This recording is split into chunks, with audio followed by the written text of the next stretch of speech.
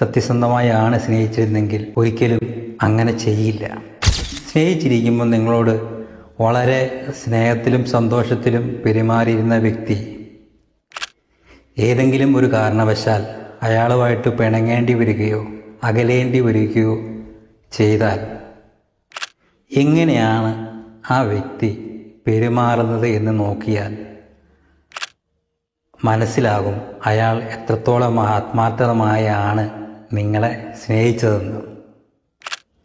നിങ്ങളുമായി പിണങ്ങിക്കഴിയുമ്പോൾ നിങ്ങളെക്കുറിച്ചുള്ള നെഗറ്റീവുകളോ അല്ലെങ്കിൽ നിങ്ങളെ ശത്രുവായിട്ട് പ്രഖ്യാപിച്ച് നിങ്ങളെ നശിപ്പിക്കാനുള്ള ശ്രമങ്ങളോ നിങ്ങളുടെ ശത്രു ആവുകയോ ഒക്കെ ചെയ്യുകയാണെങ്കിൽ അയാൾ നിങ്ങളെ സ്നേഹിച്ചിരുന്നത് ആത്മാർത്ഥമായി ആയിരുന്നില്ല. ആത്മാർത്ഥമായി ഒരാളെ സ്നേഹിച്ചിട്ടുണ്ടെങ്കിൽ ഒരിക്കലും അയാളുമായിട്ട് പിണങ്ങേണ്ടി വന്നാൽ പോലും സ്നേഹിച്ചിരുന്ന വ്യക്തിയെക്കുറിച്ച് ഒരിക്കലും നെഗറ്റീവ് പറഞ്ഞു നടക്കുകയില്ല.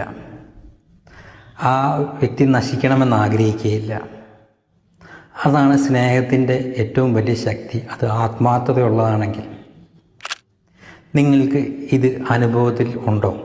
അങ്ങനെ ആരെങ്കിലും നിങ്ങൾക്ക് ഓർമ്മ വരുന്നുണ്ടോ?